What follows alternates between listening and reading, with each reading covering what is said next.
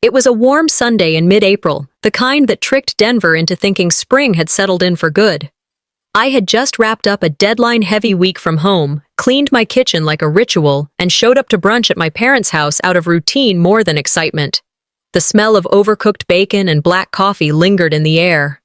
My dad grunted hello without looking up from the newspaper. My mom handed me a plate like I'd walked in from the garage, not my own apartment 20 minutes away. As always, Astria lit up the room.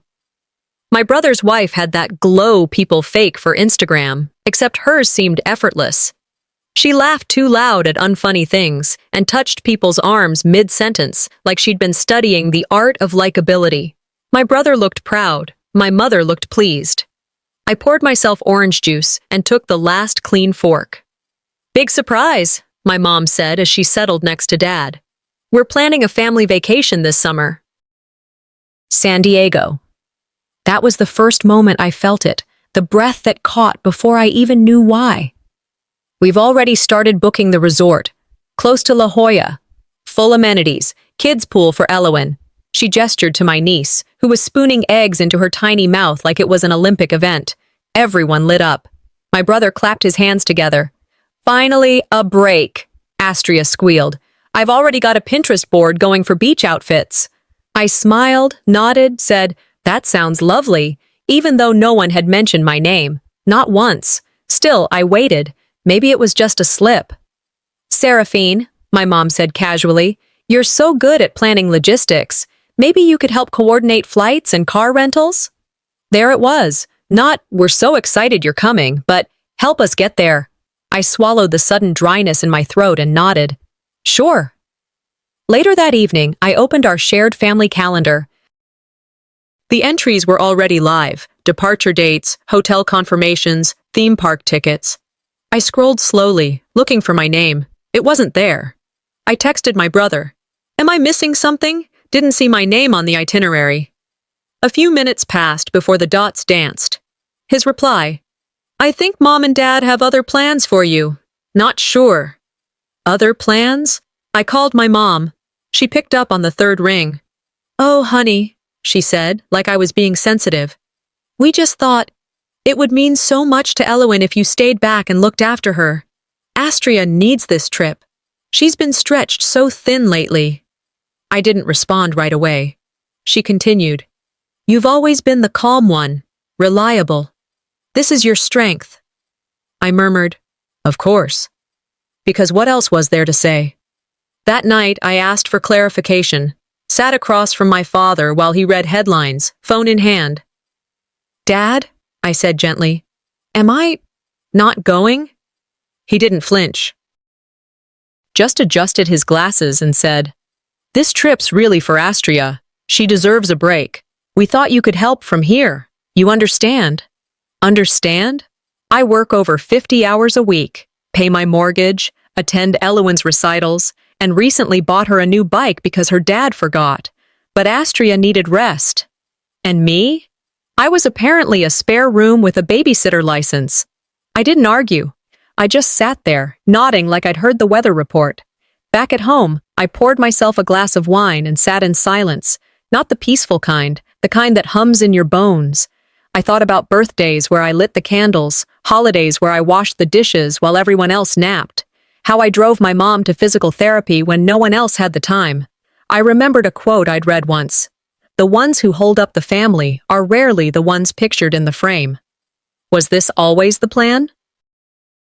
Later that night, unable to sleep, I opened my mom's email chain. She never logs out of family devices. There, under a subject line titled "Final Confirmation," was the message that cracked whatever had remained steady in me. Astria had written, "We decided it would be best to let Seraphine sit this one out. She's better behind the scenes anyway." Sit this one out, like a high school bench warmer, not the woman who paid for Elowen's first daycare, not the daughter who paused her life for theirs more times than she could count. I closed the laptop slowly, my reflection caught in the blackened screen. For a second, I didn't recognize the woman staring back.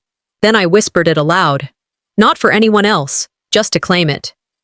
That's when I realized I wasn't invited. I was assigned. Monday came, just like it always does. No ceremony, no apology. The house was still, but my mind wasn't. I powered on my laptop, the same way I've done for the last 6 years of remote work, staring at digital project timelines while my inbox filled with requests. There was a strange clarity in the order of code and task lists. It felt almost mocking. Here, everything was traceable, documented, accountable. Unlike the conversations from yesterday, I kept thinking about that line, "She's better behind the scenes anyway." The words had stuck to me like a tag I couldn't rip off. I remembered something Eleanor Roosevelt once said, "No one can make you feel inferior without your consent." But I was beginning to understand something darker. Some wounds didn't ask for consent. They were carved in when you weren't looking. Mid-morning, I heard a knock at the door. A FedEx driver handed me a small, glittery package. I signed without thinking, brought it inside, and opened it on the counter.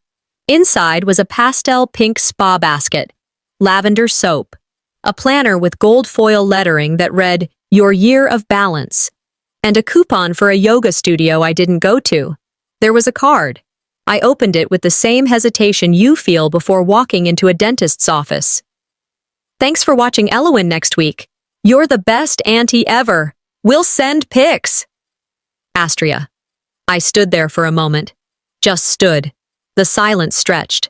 I wasn't even angry at that point. I smiled, but not with my face. Just with muscle memory. I whispered to myself, "I guess silence makes me the perfect assistant." I hadn't agreed to anything. No one asked me directly. They just assumed. Again, because I'd never said no before. I placed the basket gently under the lamp in the hallway, where it sat like a performance prop for a play I hadn't auditioned for but somehow landed the lead in. That evening, I went to dinner at my uncle's house. It was his birthday, and the family had gathered for BBQ and cake. The kind of thing you show up to with a store-bought pie and leave with something aching in your chest. At one point, Astria stood near the grill, chatting with a cousin I hadn't seen in years. He pointed at me across the lawn. "Is that Seraphine?" She waved him off with a laugh. "Oh, yeah, she's staying back to help with the kids while we're gone. Such a lifesaver." There it was. Out loud, in public, not a whisper, not an implication. Just fact, dropped into the conversation like a weather report. I caught the cousin's eye. He looked confused, not pitiful, not mocking, just trying to reconcile the version of me he remembered with what Astria had just said. My parents stood nearby. They said nothing. My mom smiled and sipped her lemonade. My dad nodded like someone had just confirmed a good stock tip. And me? I stayed still. My jaw didn't tighten. My eyes didn't water. But something shifted. In my head, I heard it clear as day. They're writing my character without me. After cake, I left early, told them I had work in the morning, which wasn't a lie, but I didn't go home and open my laptop. I didn't even change clothes right away. I stood in my apartment, watching the gift basket under the warm yellow lamp. I walked over, picked it up, and dropped it into the donation bin by the door. No ceremony, just removal. Then I sat down, opened my laptop, and started a new spreadsheet. It was blank except for the title. Lines Not to Cross, 2024. I didn't know yet what I would fill it with, but I knew it was time I kept record, not of their actions, but of mine, because somewhere between being helpful and selfless, I had disappeared. I needed to see myself again, in writing. Just before bed, as I brushed my teeth, my phone buzzed. A new group chat had been created. Trip countdown. The title danced with beach emojis. I hesitated, then opened it. First message, a selfie of the entire family in matching shirts standing under a banner that read, "Ready for our dream vacation." My mother had captioned it, "We're so excited! Let the countdown begin!" Astria was in the front, beaming. My brother stood beside her. Elowen held a toy airplane. Even their dog had a scarf with palm trees on it. I wasn't tagged, I wasn't mentioned, but I was expected, just not there. I stared at the screen, let it sit in my hand for a while before locking it. They didn't see me missing, because I was never supposed to be seen. Thursday mornings are usually quiet in my home, not peaceful, just quiet, the kind of stillness that lets certain thoughts walk in without knocking. The sunlight filtered through the kitchen blinds, casting neat rectangular shadows on the counter as I stood waiting for the coffee to finish brewing. The smell filled the room, familiar, grounding, but it didn't settle anything. Astria's voice looped in my head like a podcast I didn't ask to subscribe to. "She's staying back to help with the kids. Such a lifesaver." That line wouldn't leave me alone. I could still hear the easy laughter that followed, like I was a well-behaved dog they trusted not to bark. I took my coffee to the living room and sat on the edge of the couch, scrolling mindlessly on my phone. Somewhere between a video of sourdough bread being sliced and a thread on garden hacks, I opened a tab and typed in "Best Solo Retreats for Women Over 35. It wasn't that I needed a vacation, I just needed distance. Space. Oh, something that didn't ask me to be responsible for anyone else's joy. And just like that, a memory from 2 years ago crawled back in. I had planned a weekend cabin trip in Montana. Nothing fancy, just pine trees, books, and no phone service. It was meant to be the first thing I'd done entirely for myself in years. I remember the email confirmation, the checklist I made, even the playlist. I'd started packing when Astria called, voice shrill and chaotic. "The sitter bailed. Elowen has a fever. We're panicking," she said. Then Mom called, softer, but just as loaded. "We know you were looking forward to your little trip, but this would help so much. Just this once." Just this once. I canceled the reservation, ate the non-refundable deposit, sent her a get-well basket for Elowen with a card and a knitted blanket I made in college. A week later, they gave me a $25 Starbucks gift card as thanks. That was the first time I wondered, if I stopped helping, would they still remember to call? I sipped my coffee and walked to my bookshelf, pulling down a family album from last Thanksgiving. Astria had made them for everyone, leather-bound, glossy pages, well-edited layouts. Her idea of legacy curation, as she put it. I flipped through it slowly. Beach shots from their previous trip, birthday cake moments, Elowen's dance recital, Dad carving turkey, Mom lighting candles, pages of smiles, toasts, and posed perfection. I kept turning, waiting to see myself, somewhere, anywhere. I found one photo, blurry, in the background, standing by the BBQ grill. No caption, not even a name tag in the margin, but I remembered that day vividly. I bought the groceries, set up the backyard, cleaned up when everyone left. On the next page, in looping cursive, it read, "A perfect summer. Just us." I closed the book and set it down gently like it might break if I moved too fast. Later that afternoon, I pulled out my phone and opened the Notes app, titled A New Entry. My version of events. I stared at the blinking cursor for a while, then I closed it without typing a word. It hit me. They didn't forget me. They just never wrote me in. That evening, I roasted vegetables for dinner, something mindless to keep my hands busy. The silence in the apartment didn't feel restful anymore. It felt like proof. The phone rang. Mom. I debated letting it go to voicemail, but something told me to pick up. "Hi, sweetie," she said, overly cheery. "Just checking in. How's your week?" I gave her short, safe answers. Yes, work was fine. No, I hadn't seen the weather forecast. Yes, I was eating enough. The usual script. Then, before she hung up, she dropped it, like a final sprinkle of sugar over something sour. "Oh, and guess what? Astria's thinking of turning the photo albums into a blog. She wants to document our family history." Isn't that cute? I let the pause hang in the air. Then I said, she should double-check her sources before publishing fiction. Mom laughed nervously. "Oh, Seraphine." I ended the call before she could fill the silence.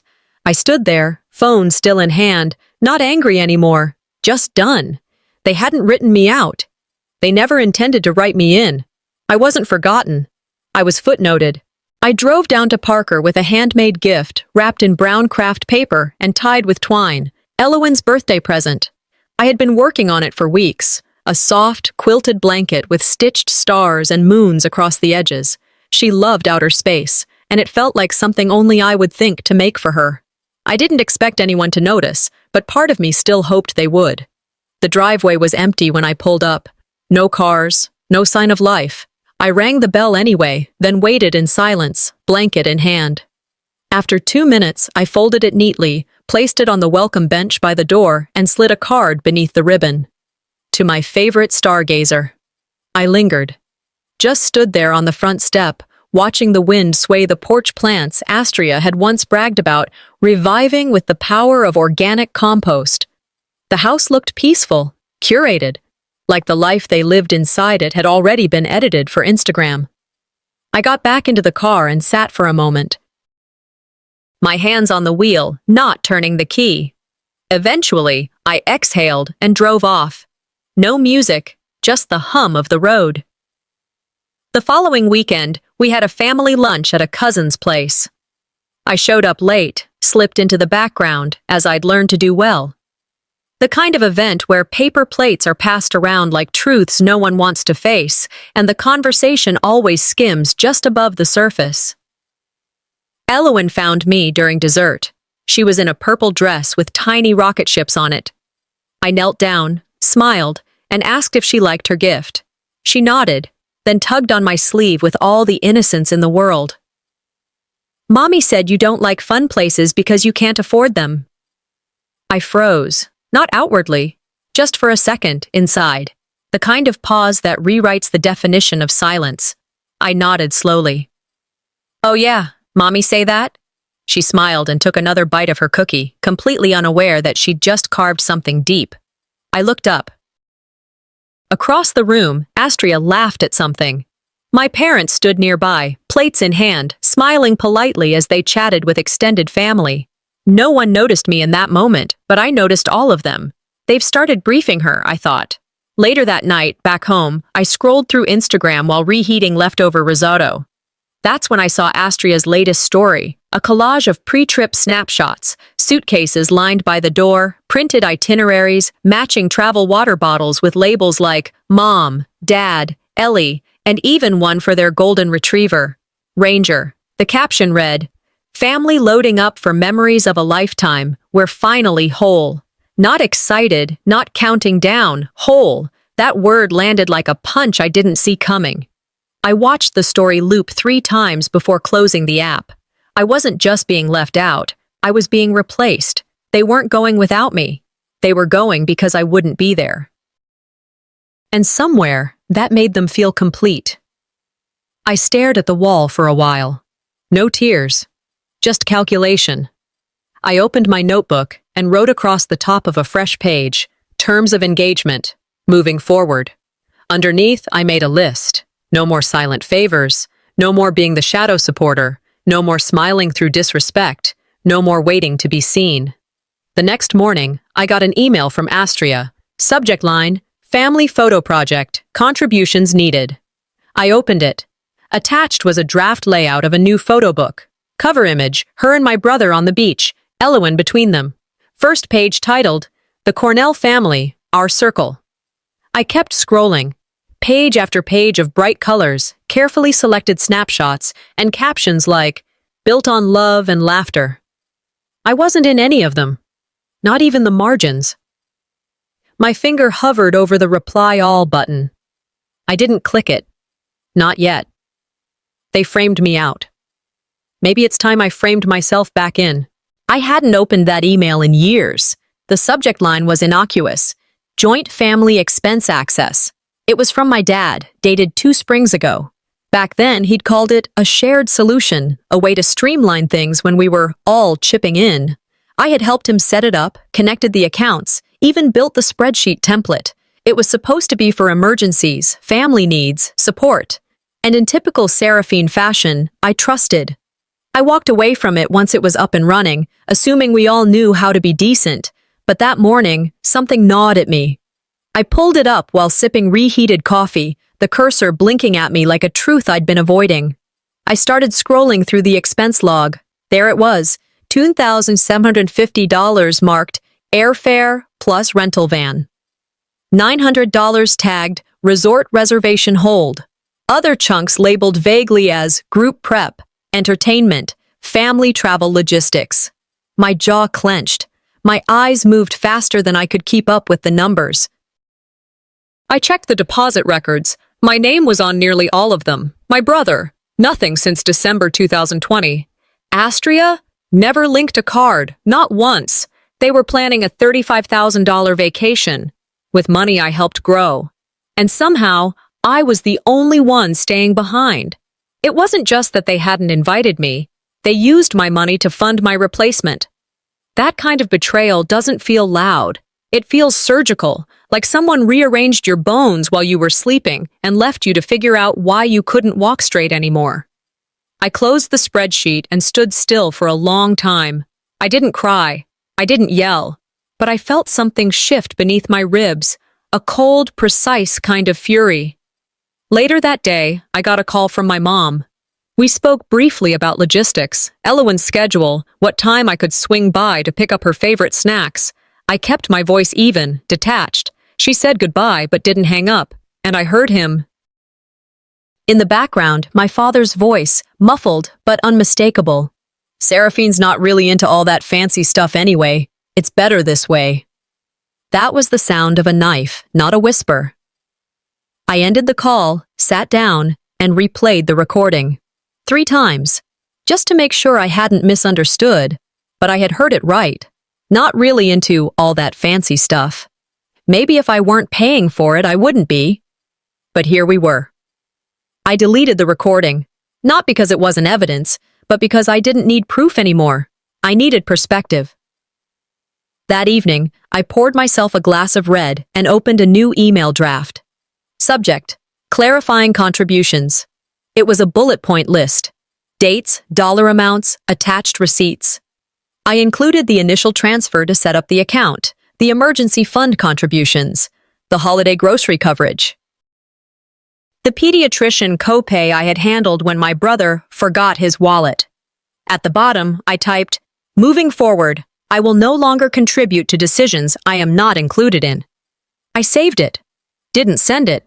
Not yet. The next day, Aunt Vera called. She has a voice like gravel coated in honey, gentle but never weak. "I heard you're not going to San Diego," she said. "No," I replied. "Apparently, it's not for people like me." There was a pause, the kind that tells you someone's gearing up to drop something heavy. "Well," she said slowly, "that's funny, because they used your name to make the hotel booking." I stopped breathing for half a second. "What do you mean?" "I know the manager at the property. Your name's on the master reservation. That's how they got the group discount." I didn't answer right away. I didn't have to. I sat there, phone still in hand, red wine untouched, staring at the screen. They didn't just leave me behind. They stood on my name to get where they were going. The message from Aunt Vera lingered in my inbox like a ghost. I reread it Friday morning while stirring creamer into my coffee. Her words played over in my head like an accusation and a warning all at once. They used your name to book the hotel. And I remembered, vaguely, helping Astria once with a corporate discount for a wellness retreat. I'd made the reservation in my name back then. Maybe the hotel system just pulled it forward. Or maybe they used it again because they knew they could. I closed my laptop and went to the cabinet where I kept my records. Notebooks, old folders, envelopes full of just-in-case documents I'd never thought I'd actually need. And then, at the very back, my personal spreadsheet. Labeled in small black print on the tab, "Support given, never returned." I hadn't opened it in months, but I remembered every cell. I scrolled through the rows. March 2019, $180. Groceries for mom during her post-surgery recovery. September 2020, $450. Elowen's emergency dental visit. December 2021, $200. Down payment for a family photo shoot. Astria canceled but never reimbursed. Multiple entries tagged Miski Child Care, Forgotten Invoice, Birthday Funds. Every amount was neatly recorded, and everyone had a note beside it. Not repaid, no thank you, ghosted. I color-coded them. Red for betrayal, yellow for oversight, green for clearly intentional deceit. The screen looked like a heat map of generosity turned one-sided. This wasn't revenge. This was reconciliation with reality. I sat back, exhaled slowly, and opened the banking portal tied to the family expense account. The same one I helped create, the same one they'd used, not just as backup, but as foundation. I changed the password first, then removed all automatic links, closed their access, and created a notification. Account scheduled for deactivation by Sunday evening. Once everything was confirmed, I sent an email to the family thread. Simple, direct. Subject, change of access, family shared account. Effective Sunday, the shared account will be closed. Please ensure any pending expenses are resolved elsewhere. Attached are the transaction summaries for your records. I expected silence. Instead, my brother responded within minutes. Wait, what's going on?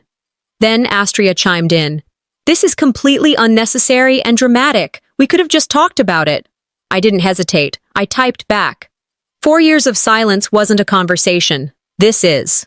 I logged out, not with anger, but with certainty. The rest of the day, I focused on work, cleared my inbox, finished a quarterly report. By 6 p.m., I'd moved on to a different kind of organization. I printed every document from the account's history, every invoice, every email trail, every bank statement that had my name on it. I put them in a black folder and labeled it Protective Distance. Then I whispered, out loud, to no one but myself. If they want to call me cold, let them. I've been burned enough to earn it. It was nearly 8 p.m. when I shut my laptop and stood to stretch. I had just poured myself a glass of water when my phone buzzed. A new message. From my father. Your mother is upset. Can you undo whatever you just did? No greeting, no punctuation. Just a request built on assumption. I stared at the screen, and instead of responding, I opened the group chat, held my thumb on it, deleted. There was no final message, no warning, no explanation. If they only reached out when I closed the door, maybe it was never really open. Early Sunday mornings used to be my refuge, but now, even the quiet felt staged. I moved through the apartment with my coffee in hand, stepping over the same patch of sunlight that always hit the floor by 8 a.m., but I didn't feel it. My phone buzzed on the counter. Notification.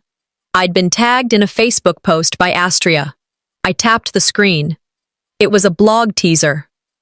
Raising a family of grace and strength, it said in bold script across the top of a photo. The photo? Elowen, in her favorite space jammies, curled up on my living room couch. The same couch that I'd paid for. The same blanket I'd knit for her.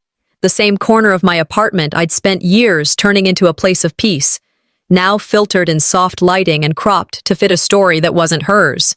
No credit, no mention, just a caption underneath. Home is where the love is. Every corner tells a story of growth. She didn't even bother to blur out the framed photo of me in the background. I went still. I checked the metadata on the post, digging through timestamps. It was from the weekend she'd called in tears, begging me to keep Elowen overnight. She and my brother needed time to reset, she'd said. That was the weekend I gave up my plans, canceled dinner with a friend, and baked banana bread for a child that wasn't mine. She took more than my time. She stole my setting. Scrolling further, another post popped up, just minutes after the first one, this one titled, What Family Means. At the top of the post was a handwritten card. I knew it instantly. It was mine. I had written it for my dad 2 years ago, Father's Day. A private message in a card I spent an hour choosing. I'd written, we are bricks in the same foundation, even if we never fit perfectly together. And there it was, quoted word for word. Only now, beneath Astria's name. Something I told my father once, she wrote. No mention of me. I gasped, short, involuntary. The kind of breath you take when you realize the lock on your front door doesn't work anymore. It wasn't just theft. It was erasure by repackaging. I stared at the screen until the words blurred. She was building a brand on pieces of me. I didn't yell. I didn't call. I opened a new folder on my laptop, labeled it Documentation, and began collecting screenshots of the posts, copies of the metadata, dates and messages from the weekends I'd babysat or helped or funded. Every time I'd been asked, can you just, followed by something small that turned into something costly. Then I opened my email and began drafting. Subject: Misattribution, Content used without consent. I typed only 3 lines. You have used my words, my space, and my time without acknowledgement. This is not about permission. This is about respect. I didn't hit send. Not yet. Let them think I'm quiet. They've mistaken silence for weakness. Evening came, and I was finishing up some invoices at the kitchen table when a text buzzed in. Astria. Hey, can you do a quick photo shoot with Elowin before we leave? I need some fresh shots for the blog. I didn't even flinch. My fingers hovered over the keyboard. I typed one word. No. Then I backspaced, closed the message, locked the screen. No isn't a text. No is a strategy. And mine's just begun. The text came just as I was finishing my coffee. Early Saturday morning, sky still a pale gray, the kind of stillness that usually comforted me, but nothing about that day would feel quiet. From Vera. They're stuck at the airport. Something's wrong with the booking under your name. I set my mug down and logged into the travel portal, the one I hadn't touched in nearly a year, where I'd once helped my father organize their reward points, group itineraries, and loyalty perks. I saw the alert immediately. Booking flagged for fraud, reservation canceled due to ID mismatch. My name was on the hotel reservation, but not the face that showed up to claim it. I texted Vera back. Thanks for the update. No panic, no questions, just confirmation. They didn't just use my money. They used my name. By noon, the full picture emerged. Vera called from the airport. Her voice was equal parts amused and horrified. It was chaos, she said.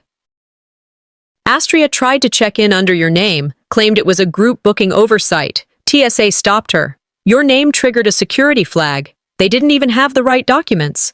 I stayed quiet. They looked like they didn't even know whose trip they were on, Vera added. Because they didn't. I thanked her and ended the call. Then I opened a folder on my desktop labeled Archive Not for Forgetting. I clicked on a voice memo. One my father had left by accident a year ago. A 38-second recording of him talking to my mother after thinking the call with me had ended. Seraphine holds this family together. But don't tell her that. She already thinks she does too much. I'd kept that recording. I don't know why. Maybe because part of me needed proof that I wasn't crazy, that somewhere they knew. This time, I didn't keep it for myself. I emailed it to the entire family thread. No subject line, no message, just the voice memo. Then I opened the group chat. Clicked leave conversation. Confirm deletion. The first text came in within 5 minutes. My mother. What is this? Why would you send that? That wasn't meant for you. Exactly. Next came my brother. You've gone too far. We're dealing with enough right now. Astria is humiliated.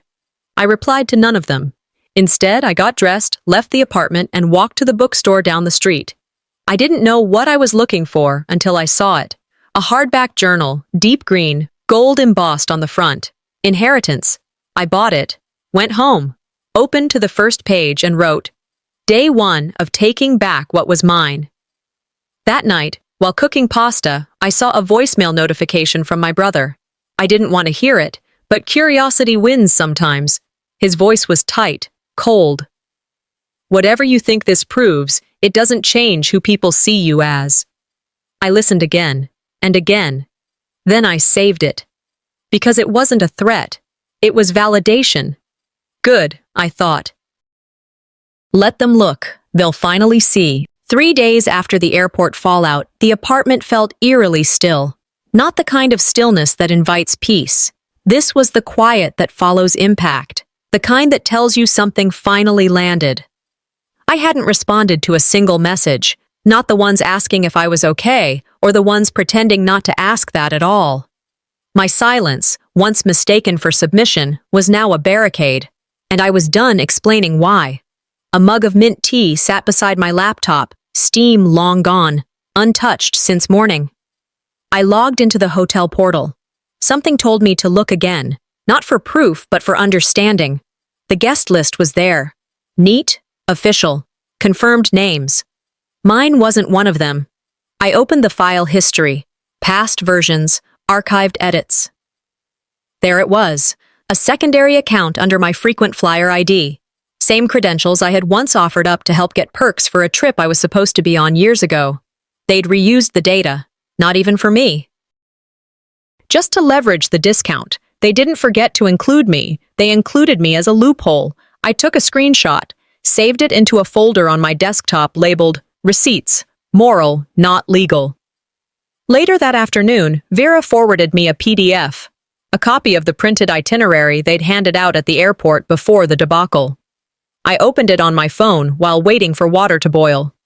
First page, group head count, 11 people. I scanned down the list. Everyone was accounted for, even the dog.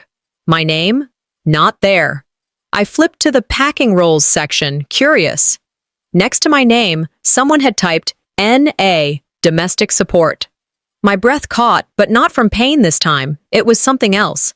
Something almost like clarity, maybe even liberation. They hadn't overlooked me. They had written me out deliberately, and still, they needed what I provided.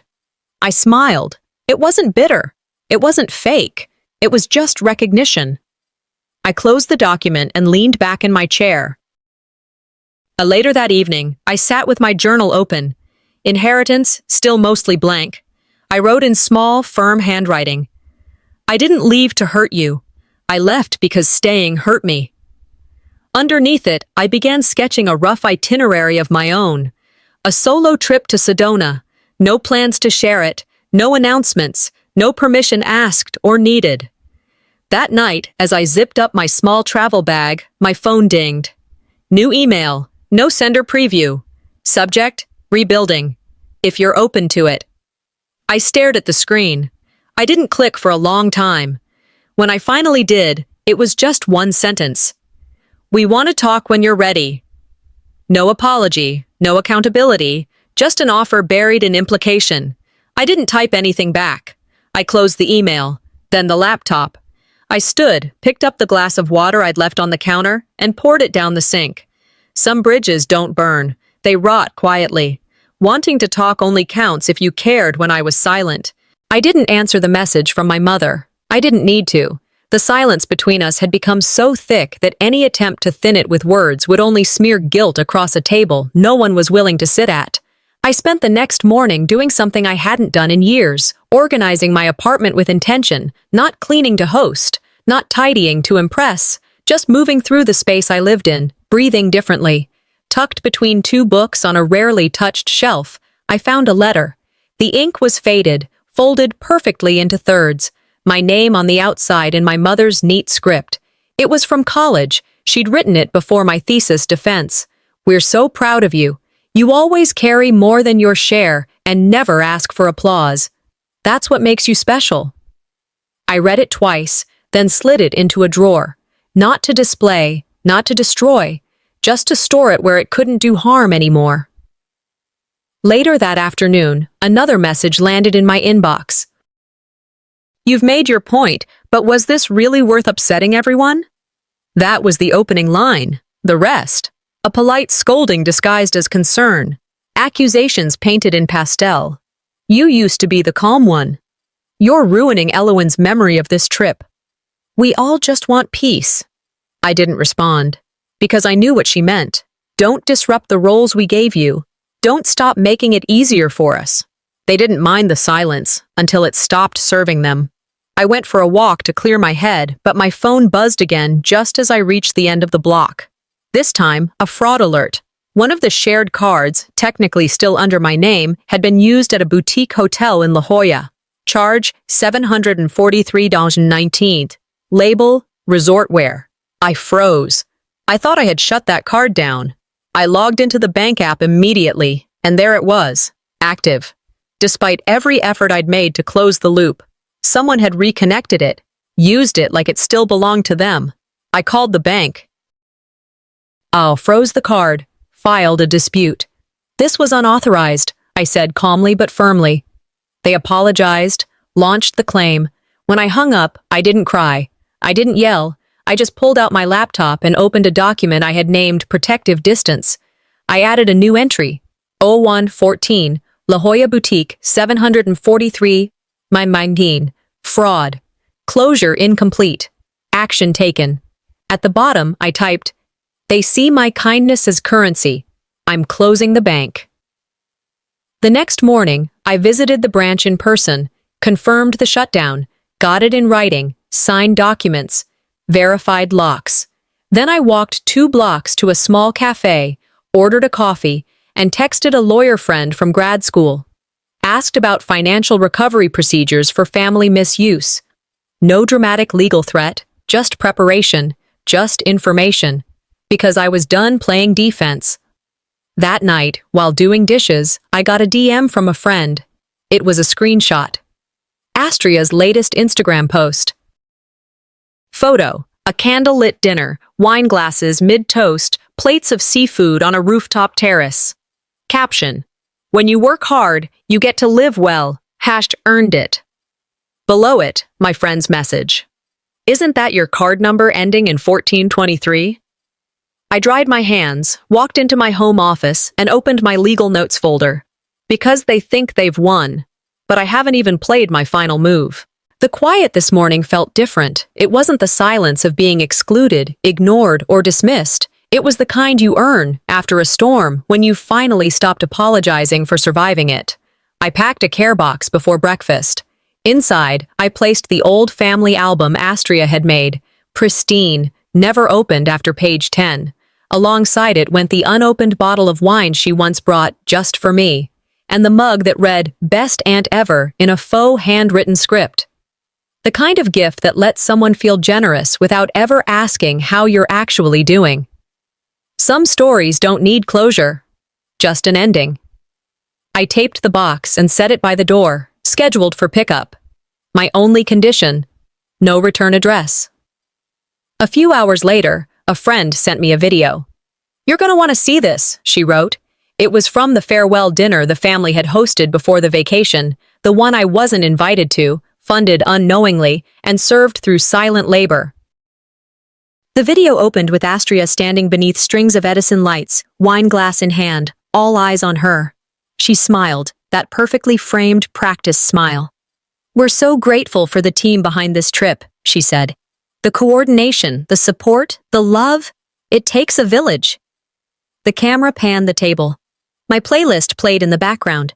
My decorative centerpieces sat untouched in the middle of each table. They toasted my contribution, without ever admitting it was mine. I didn't feel rage, I felt nothing. And nothing, I'd learned, is a powerful place to start. That evening, my phone buzzed, a voice message from my mother. "You know we love you, right?" That was all she said. No apology, no acknowledgement of what they took, how deeply they'd rewritten the story. Just those 7 words, desperate, tired, and hollow. I replayed the message, not because I wanted to feel close to her, but because I needed to hear how guilt sounds when it wears a mask of affection. People say they love you in the same breath they erase you. That's not love. That's guilt. I opened my journal, Inheritance, and wrote a final private entry. Love isn't meant to cost this much. I'd seen enough. No more plans to expose them. No need to humiliate anyone. I didn't need revenge. I needed quiet. And I was about to take it. The next morning, I finished packing my suitcase. Small, efficient. A few dresses, a sun hat, my camera. No itinerary to share, no goodbyes to give. I booked a rideshare to the airport. The driver didn't talk much, which I appreciated. Just music and motion. At the terminal, while I waited to board, my phone buzzed again. Unknown number. Voicemail. I let it sit for a moment before listening. The voice was low, familiar. "I know you're leaving. Just wanted to say, we noticed. All of it." I played it once. Then stopped. It could have been my father. Or maybe Vera, it didn't matter. Noticed too late. But noticed, finally. The sky above Sedona was the kind of orange that made you stop mid-step. I stood on the overlook trail as the sun peeled slowly over the red rock horizon. It didn't feel like an ending. It felt like a first chapter, this time, mine. I leaned against the railing, phone in hand. A notification blinked. Fraud case resolved, charges reversed. Another, account closure confirmed. I swiped them away. Messages from family were piling up below that one, unread, unanswered. Some were frantic. Some apologetic in the way cowards apologize, vague, safe, offering nothing specific. I didn't open any of them. Instead, I opened a sealed envelope I'd packed days earlier. Vera had pressed it into my hand when I left Denver. "Not now," she'd said. "When you're really done." The paper inside was soft, the handwriting unmistakable. "You were always the backbone. They just got too comfortable leaning on you." She recounted stories I barely remembered, me navigating my mother's recovery schedule at 15, taking Elowen to doctor appointments at 28 when my brother forgot, single-handedly organizing the family's Thanksgiving dinner last year after everyone else dropped out. Each sentence was a breadcrumb back to myself. "They never thanked you because they thought you'd never leave," the final line read.